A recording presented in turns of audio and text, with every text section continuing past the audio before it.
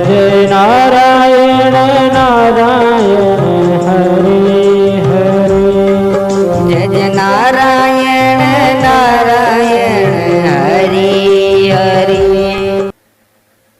बोलो लक्ष्मीनाथ भगवान की जय।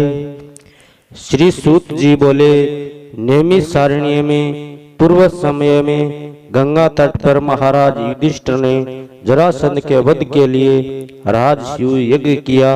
राजा युधिष्ठिर ने श्री कृष्ण, भीमसेन और अर्जुन के साथ यज्ञशाला में जो अनेकों प्रकार के रत्नों से सुशोभित मोती के समान कांति वाली इंद्र सभा के सदृश शोभायमान हो रही थी, उसमें यज्ञ के निमित्त सभी राजाओं को बुलाया। उसी समय गांधारी का पुत्र दुर्योधन उस यज्ञशाला में आया।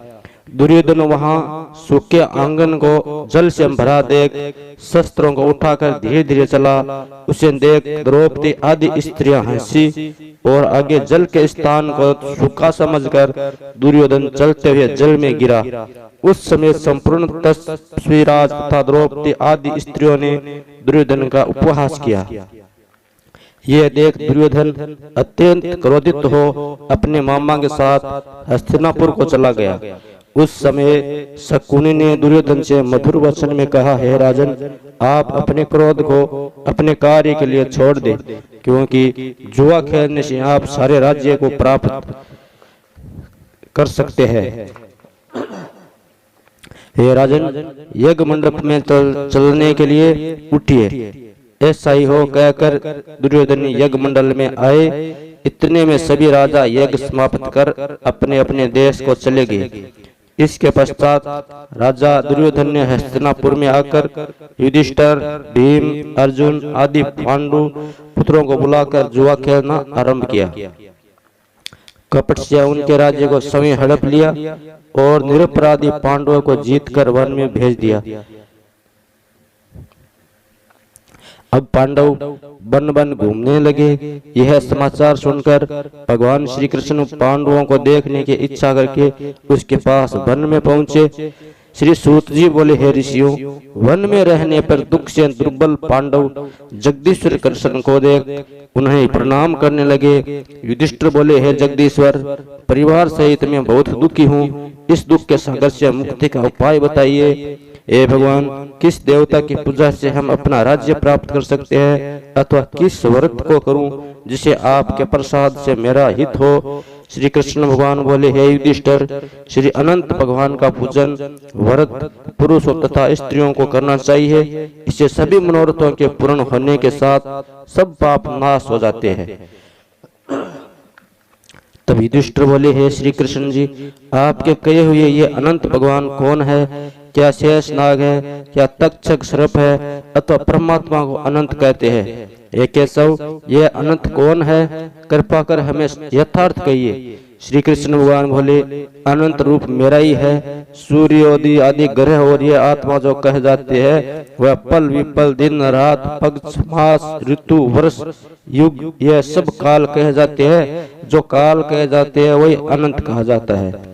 मैं वही कृष्ण हूँ जिसने पृथ्वी का भार उतारने के लिए अवतार धारण किया है और दुष्टों का नाश तथा साधुओं की रक्षा करने को वासुदेव के वंश में जन्म लिया है।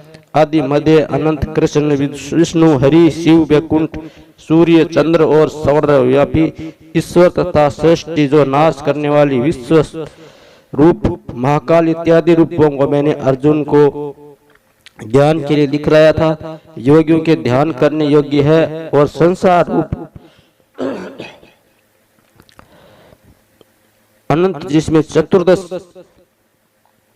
इंद्र, अष्टावसु, 12 सूर्य, 11 रुद्र और नारद आदि 7 ऋषि तथा समुद्र, विंध्याचल आदि पर्वत, गंगा आदि नदी तथा वृक्ष और नक्षत्र एवं 10 दिशा, भूमि, पाताल, भूलोक, भुआ इत्यादि लोक है। हे युधिष्ठिर, यह सब मैं ही हूँ, इसमें कोई संदेह नहीं है। युधिष्ठिर बोले कि हे विद्वर, अब आप अनंत व्रत का महात्म्य और विधि कहिए तथा अनंत व्रत का अनुष्ठान करने वाले प्राणी को क्या पुण्य मिलता है और उसका क्या फल मिलता है, सो कहिए। मैं यह जानना चाहता हूँ पूर्व काल में यह अनंत व्रत किसने किया और मृत्यु लोक में किसने प्रकाशित किया, ये सब विस्तार से कहिए। तब श्री कृष्ण भगवान बोले, हे युधिष्ठिर, पहले सतयुग में एक सुमंत नाम का ब्राह्मण था।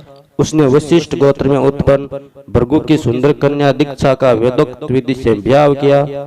थोड़ा समय बीतने पर उसके गर्भ से उन्नत लक्षणों वाली कन्या उत्पन्न हुई। वह सुशीला शिला नाम वाली कन्या पिता के घर बढ़ने लगी। उसी समय शिला की माता जोर से पीड़ित हो पवित्र नदी के जल में गिरकर मर गई। उसके पश्चात सुमंत ने ब्राह्मण की कन्या से, जिसका नाम कर्कशा था, विधि पूर्वक विवाह किया। दुष्ट स्वभाव कर्कशा नित्य झगड़ा करने लगी थी। उसकी सौतेली शिला नाम की कन्या अपने पिता के घर में भीत पर और खंबा पर तथा देहली पर चित्रकला में, तोरण आदि में चतुर थी। नीले, पीले, सफेद, काले इत्यादि रंगीन चित्र विचित्र से सत्य, शंख, कमल बारंबार बनाया करते थे। इस प्रकार बहुत काल व्यतीत हुआ और इस प्रकार वह कोरमा अवस्था वाली शिला को देख सुमंत ने चिंता की कि यह कन्या मैं किसको दूं, और इस विचार से दुखी हुआ। उसी समय वेद के जानने वाले में श्रेष्ठ और स्त्री की इच्छा करने वाला कांति युक्त मुनियों में श्रेष्ठ कौंडिल्य ऋषि वहां आए और बोले, हे सुमंत, तुम्हारी सुंदर कन्या शिला को मैं वर्ण करना चाहता हूँ। तब सुमंत ने शुभ दिन में श्रेष्ठ मुनि एक धर्म पुरुष कौंडिल्य नामक ऋषि से अपनी कन्या का ब्याह किया।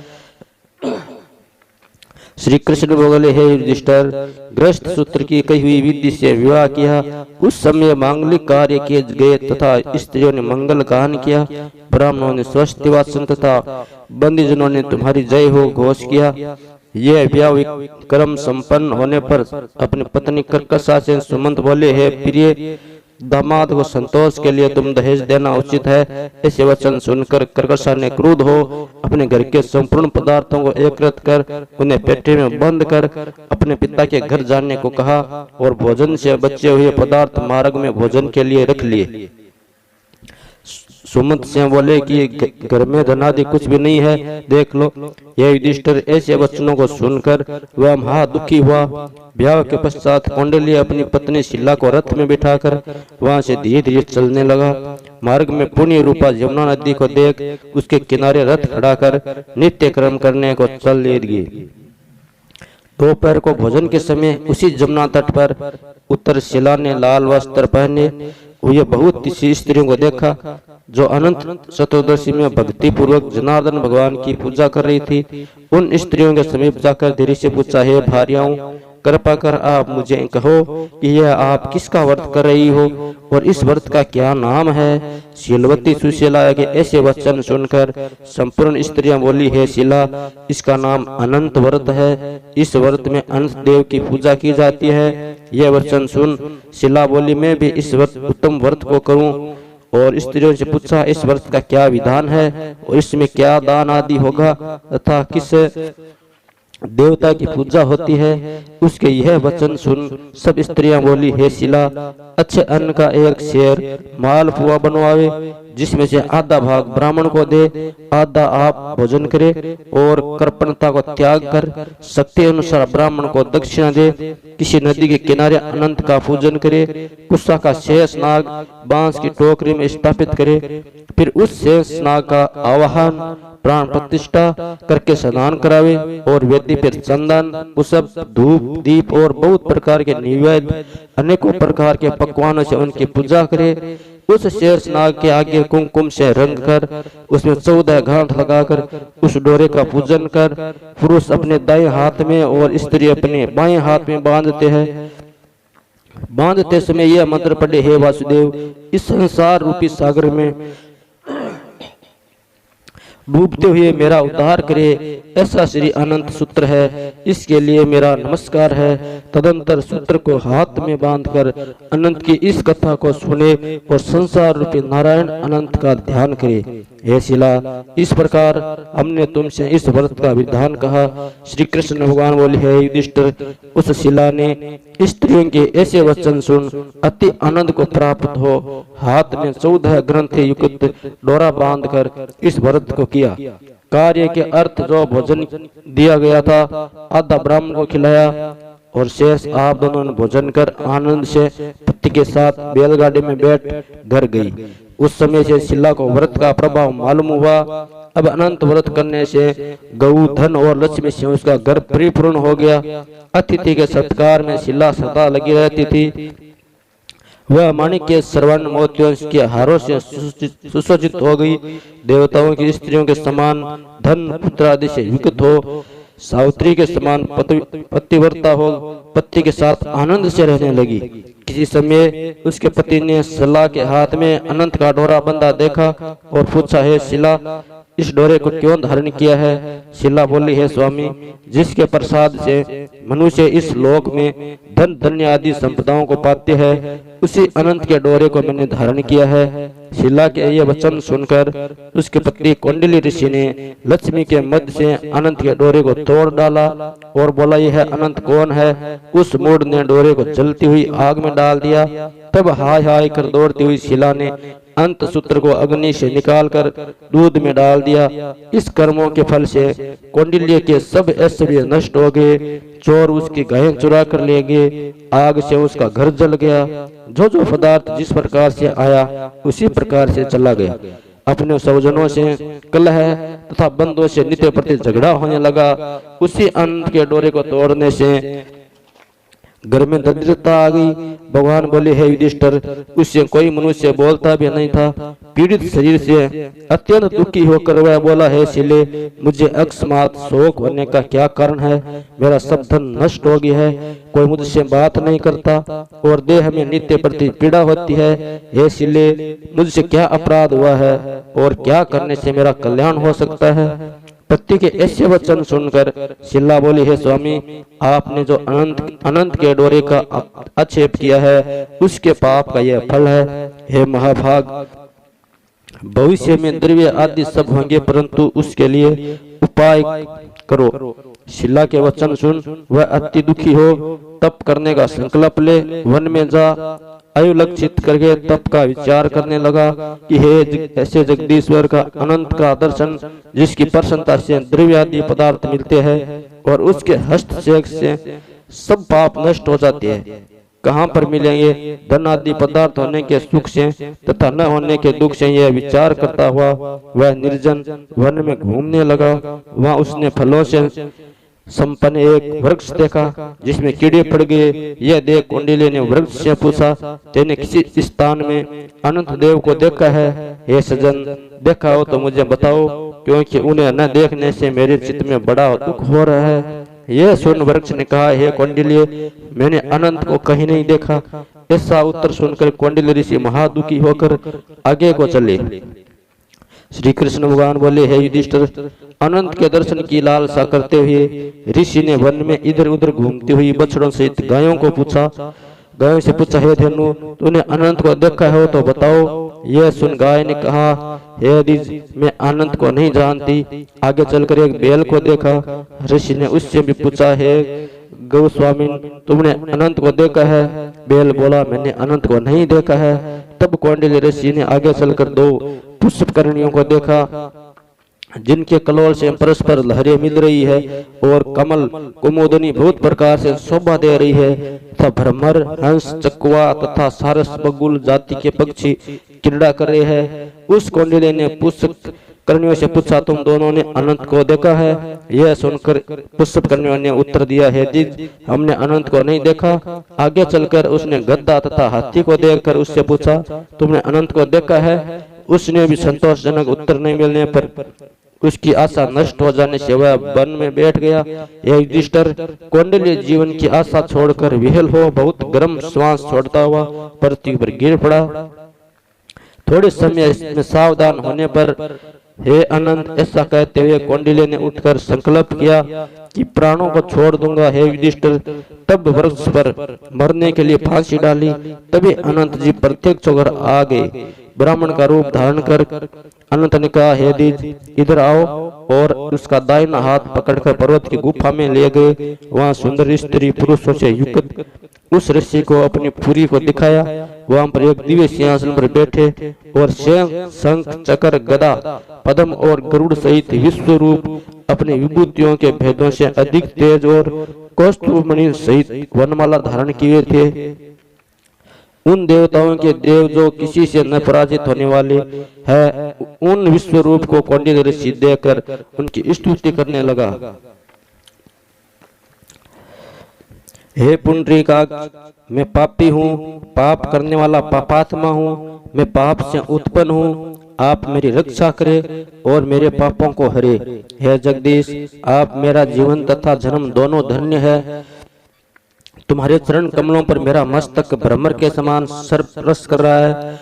कौंडिल्य ऋषि के वचन सुनकर अनंत देव मधुर वाणी से बोले, हे कौंडिल्य, तुम निर्भय होकर अपने मन की बात मुझसे कहो। तब कौंडिल्य बोले, मैंने अपनी संपत्ति के घमंड में आकर अनंत का डोरा तोड़कर उसकी निंदा की, जिससे मेरा सब संपदा नष्ट हो गई। स्वजनों से नित्य झगड़ा होता है और मुझसे कोई बात भी नहीं करता है। महादुखी होकर तुम्हारे दर्शनों के लिए आया हूँ। अनंत भगवान की कृपा से दया पूर्वक आपने मुझे दर्शन दिया।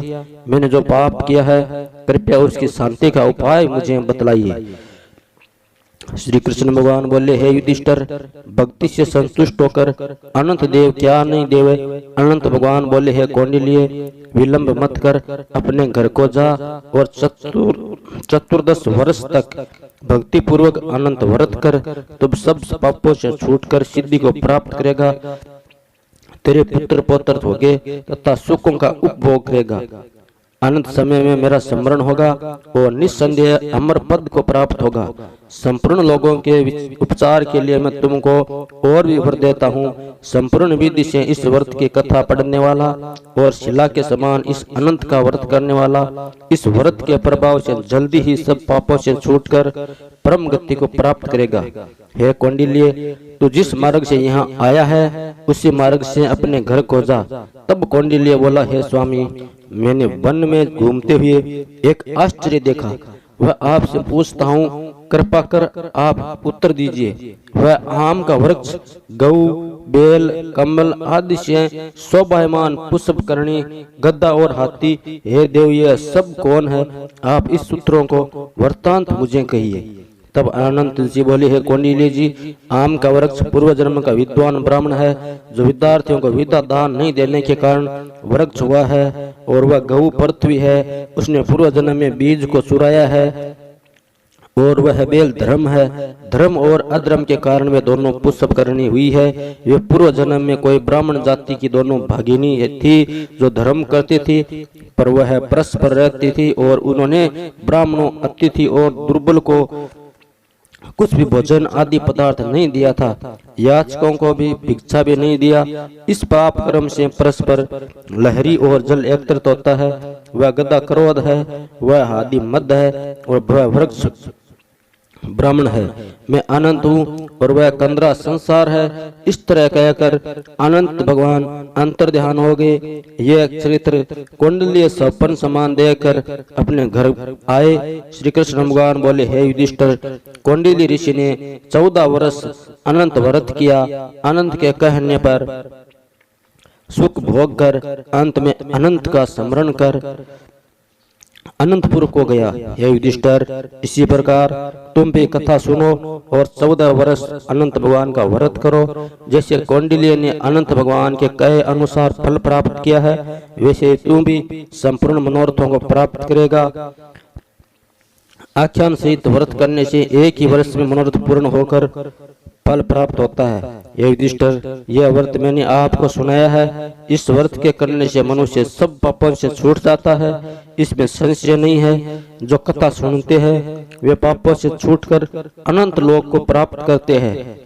एक गुरुकुलोद्भव, जो कोई शुद्ध चित्त वाले मनुष्य इस संसार सागर में सुख पूर्वक विहार करना चाहते हैं, वे त्रिभुवन के स्वामी अनंत भगवान का पूजन करके दाहिने हाथ में सुंदर अनंत देव चतुर्दश ग्रंथि वाला डोरा बांधते हैं। बोलो लक्ष्मीनाथ भगवान की जय।